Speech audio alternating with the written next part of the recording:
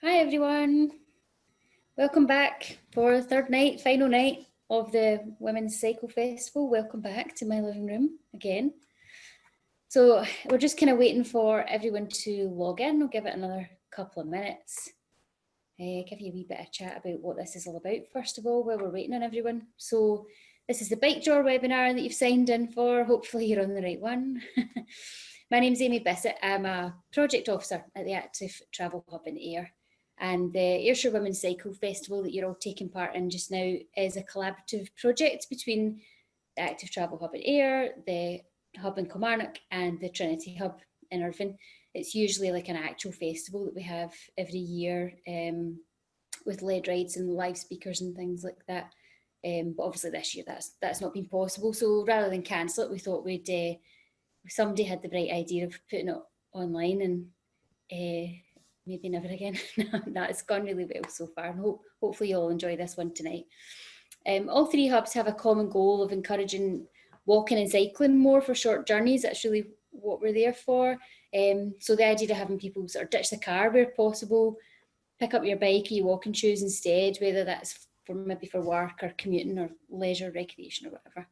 When our services are running normally, we offer cycle skill sessions, bike maintenance classes, lead walks, bike rides, general advice really for anyone, whether it's individuals or businesses that are looking to walk or cycle more.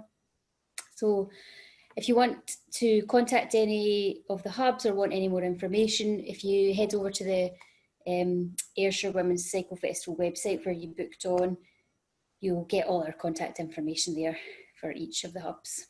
And a good look around, there's loads of stuff on there apart from the webinars. There's some great how-to bike maintenance videos that were created by some of the female bike mechanics at Bike for Good in Glasgow, and they were created especially for this project, so they are unique for us, so have a good look at them if you're interested in that kind of thing. We've also got bike stories which have been written by some inspiring women that we know who've got some great stories about why they're involved in cycling and wanting to pass that knowledge on to other people. And we've got a Bling a Bike art project running as well, which you can do at home, do with the kids and stuff, so check all that out. It's definitely worth having a snoop around the whole website. It's totally jam-packed, loads of stuff outside of the webinar, so go and have a wee nosy when you've got a chance. Right, okay, so let's crack on with this. So tonight's talk's been pre-recorded by Lindsay. Massive thank you to her for that. A lot of time and effort has gone into it. Only her and I will ever understand the pain of uploading the film clips for this, but seriously, she has given up a lot of her time to help us out to do this, so big thank you to her for that. Lindsay's a dog sports coach and a PT based here in Ayrshire, which works all over Scotland, has online courses that can actually be accessed worldwide. She's competed with her dogs all over the UK and Europe, lives and breathes these dog sports and the ethos of it being about fun and bonding and teamwork with your dog. But I think that'll come across when you see the film. So just get this show on the road. Hope you all enjoy it.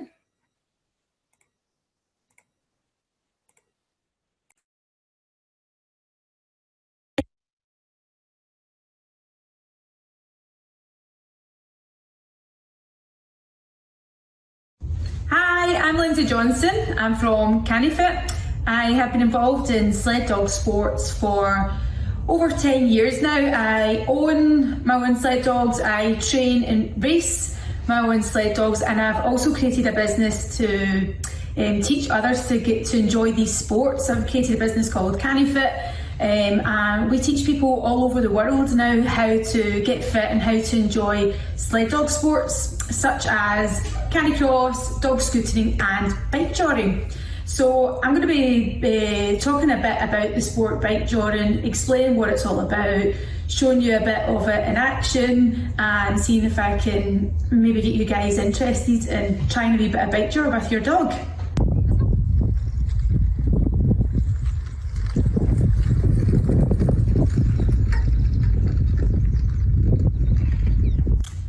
So what is the sport? What is bikejoring? Often people will say bikejoring is mountain biking with a dog.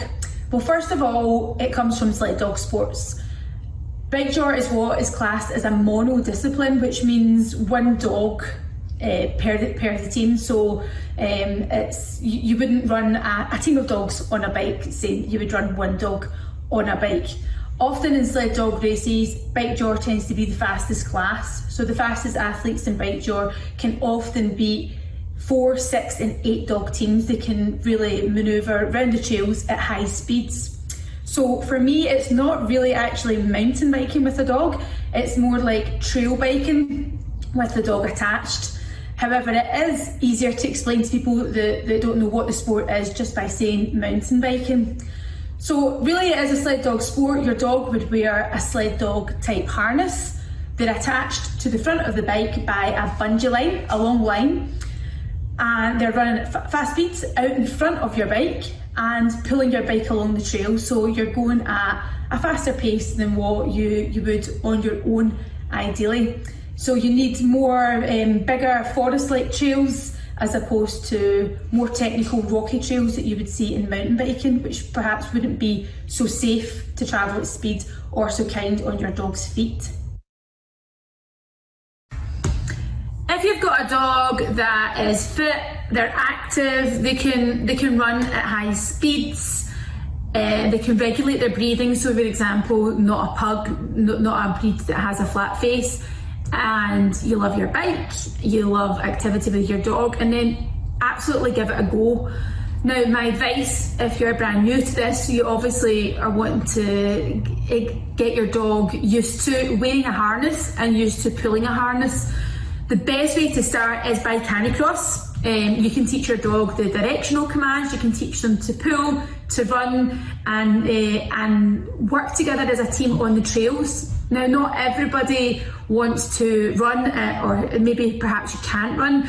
You could maybe try Cani hiking and again harness training your dog. So this is how you would train the dog before introducing them to the bike. You want them to get used to those commands and used to taking vocal commands out in front without having to look back. So that sort of thing is important. Bikejor isn't for complete beginners. You know, it is a bit complex, but it's not to say that people out there that don't have these elite type sled dog breeds can't do it. Of course they can. There is a lot of breeds that are enjoying it recreationally. At Cani-Fit, we do classes, we do workshops, we do Bikejor intros, and we'll do intro classes without the dogs to explain the whole setup and how to get the dog used to being around the bike and the noise of the bike, so they feel confident around it. So my advice, if you're new to it, you haven't done it before, is get some training, get some classes, find somebody local to you to take you out. There's lots of information online about these types of sports, and you're wanting to get the right kit. At Cani-Fit, again, we can supply you with the kit at the classes if you're not local to us, and then research and make sure you're getting a proper harness that's going to fit your dog nice and comfortably. Okay, so what kit do you need? You need a bike and a dog. Just one dog, not all the dogs all together. So you can see here on my bike that I have an antenna that's attached to the handlebars, and I've got my bungee line here. So you want your line to be around 2.8 metres long. You wrap your line around the headset of your bike and not an antenna. This antenna here will keep the line out from tangling in your wheels. It won't always, but it will help. The thing that will stop your line from being tangled in your wheels is your brakes, of course. So I would wrap my bungee line round the headset of my bike and then loop it up and over the O-ring of the antenna. And you can see here it's fully elastic, and then I would clip that onto the tug line of my dog's harness, which is here. Sled dog harness here. So this would be at the back of the dog's tail, and the line would be attached, like so. 29-inch wheels are the most popular for Bikejor. You get up to the faster speeds with the dog, and hardtail as well tends to be the most popular choice for the sport. So you can see here that I have an antenna above the front wheel. The antenna is attached to the handlebars at the front of the bike, and I have my elastic bungee line. So the bungee line is actually attached to the bike and not the antenna. I wrap the bungee line round the headset of the bike. It comes all the way, and then I loop it up through the O-ring of the antenna, and it would come all the way out and attach to the dog's harness. Line length should be around about 2.8 metres. You don't want anything too small, or you could go into the back of the dog. Okay, we have Bolt, and he is wearing an X-back harness, a sled dog type harness. You can see that it's full length, which is going to support him running and pulling. So you don't want a sort of standard pit shop harness. You want something that's going to free up his legs, his rib cage, allow his spine to flex, support his neck and his chest. So it's going to be suitable for the sport.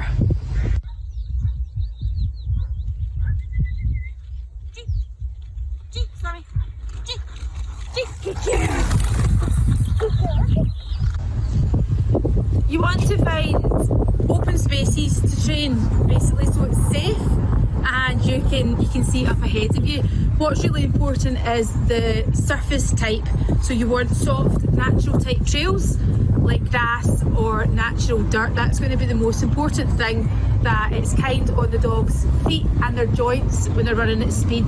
You don't want to be bike-joring your dogs on tarmac or on gravel a lot, or stony paths that can bruise their pads. So think about your surface type when you're running your dog. So nice natural forest trails or grasslands is going to be ideal to train your dogs.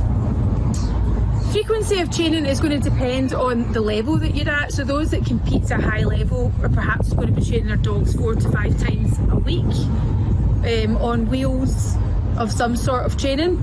If it's just recreational, you're just starting out, you're going to look to start off once a week to begin with, and take it from there. So you want to take your time when you're building up your mileage, and take your time as you're increasing the speed as well. It's important that your dog is old enough to run in front of the bike, so age is an important factor. You want to wait maybe until they're at least 12 months before you start some light training. You want to keep the mileage fairly low, and the age for racing is 18 months. So before you can compete, your dog must be 18 months old, but that means that the dog must be trained beforehand before you race them. But it's important to keep the intensity and the frequency down as they're still growing. Treat them like you would a young child. Line out. Wait. Wait. Okay, let's go.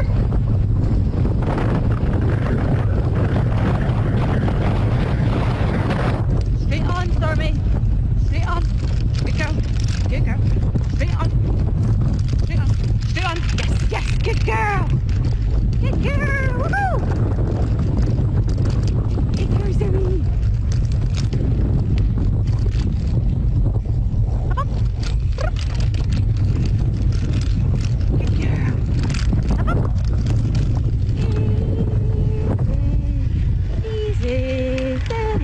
Good girl. Good girl. Good girl. For me, lay out. And clever girl.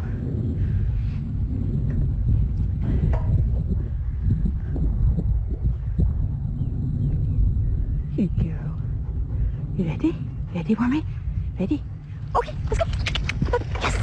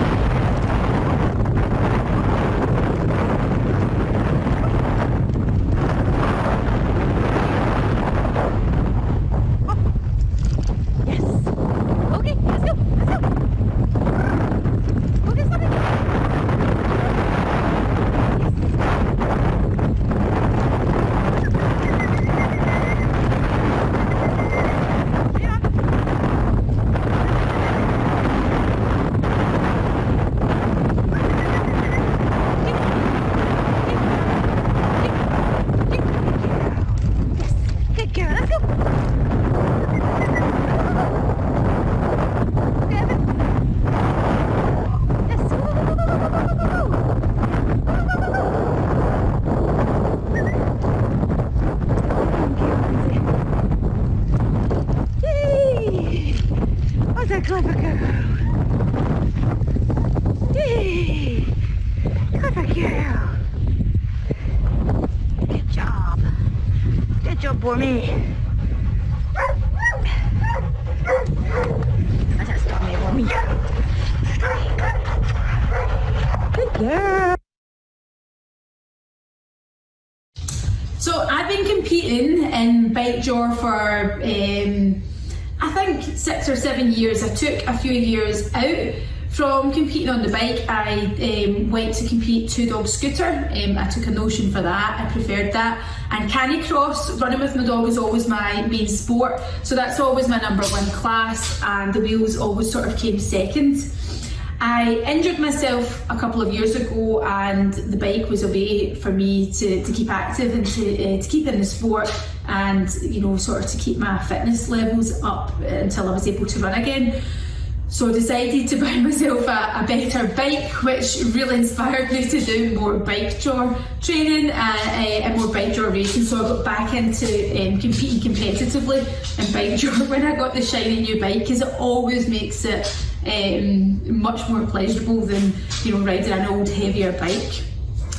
I've competed at many national championship events and local events and fun events, and I've been fortunate enough to come top 3, top 5 in a lot of the national championship events, which is extremely, I am extremely proud of that, because I've never really found biking natural to me. I'm a wee bit of a scaredy cat. I don't particularly like technical mountain bike stuff, but I love riding with my dogs and I love the thrill of the speed.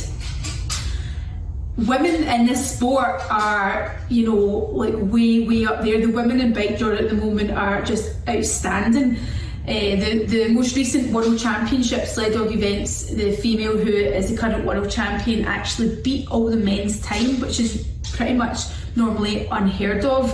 It's just so impressive, and the women in the UK are the same. So the really top elite athletes in the UK are smashing the times out the park. They're really beating a lot of the men's time as well. So for me to be able to compete against these women is a huge achievement in itself, and it's a real thrill.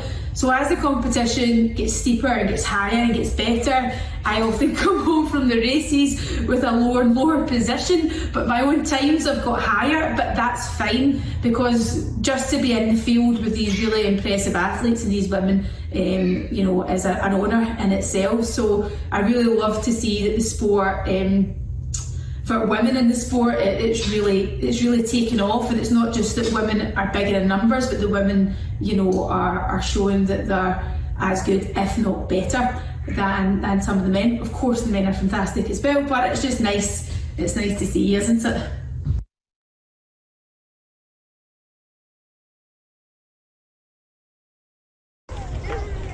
Lindsay's been running for about 10 years, 7 dogs in her kennel, and is an entrepreneur and chief delegator. Her kennel name is Cani-Fit. And Lindsay's enjoying Bikejoring at the national level for the first time in 6 years. She's recently learned how to use gears, and that she doesn't need to use her brakes all the way around the trail. 20 seconds. 15. 10 seconds. 5, 4, 3, 2, 1.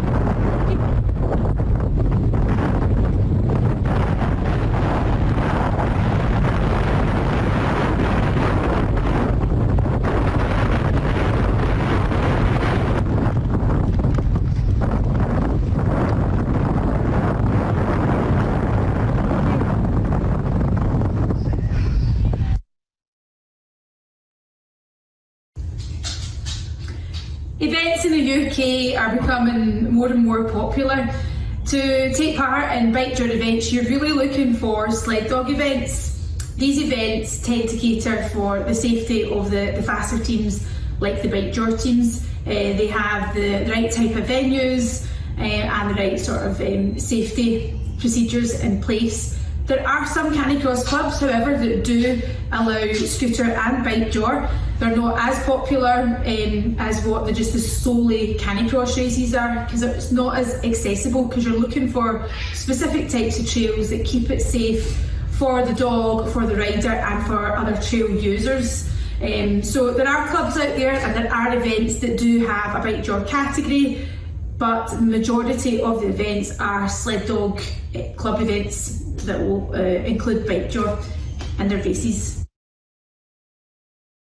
So with the racing season with the dogs, I would try and get out on my bike as much as I could.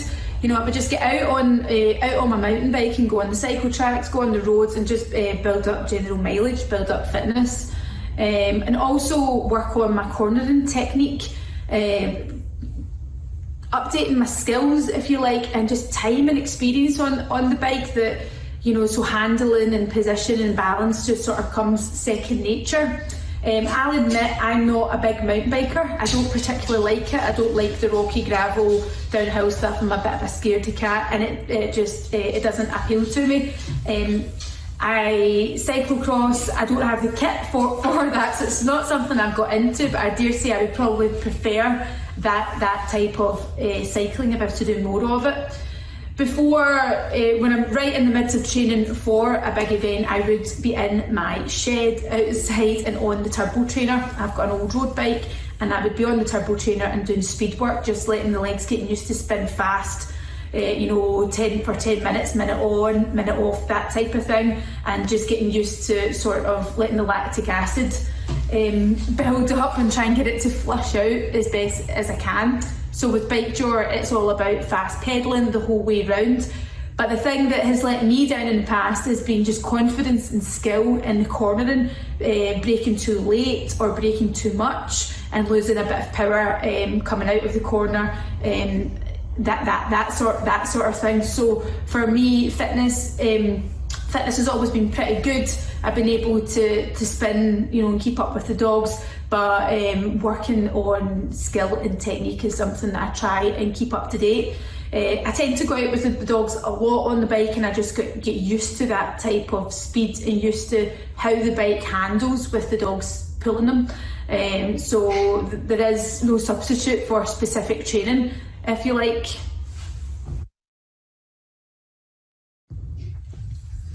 Okay, so my top 5 tips for somebody new to Bikejor, or if you're just starting out, would be pick the right time of day. So make sure that the temperature is right for the dog. You want to pick the coolest temps of the day. You want low temperature and low humidity, so it's comfortable for them when they're running. You don't want to run in hot temperatures or hot humidity. Also, you want to go out when it's the quietest time of the day. You don't want to go out when the trails are going to be busy with other users. Make sure that it's a nice quiet time and you're going to keep safe and keep other people safe, and not get in the way of other people. Make sure you and the dog have an idea of what you're doing. So always go out with a kind of plan. You know what route you're going to do, you know how you're going to tackle it. Are you going to do interval training? You know, are you going to go out for a time or for mileage? Whatever, make sure there's some sort of structure to the session that you're doing and you've got a plan in mind before you set off.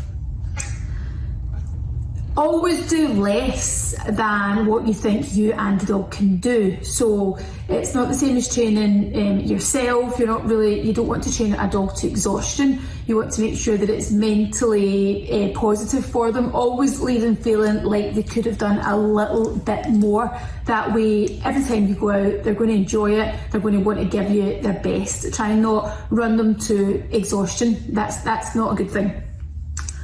Make sure that the dog is always well hydrated, that they're pre-hydrated before they're running. There's lots of, they've got access to clean fresh water after. So hydration is a big one. And number 5 would be Don't get caught up on average splits or average mile pace. Make sure that it's fun and make sure that your number one priority is your dog, of course. So I hope this has been helpful. I hope it's been useful. If we can help out in any way, please come and visit us at Cani-Fit, at cani-fit.com. You can get us on Facebook or Instagram. We would love to hear if you're interested in the sport, or if you're starting to take it up, and if we can assist in any way, and then give us a shout. Enjoy and happy trails!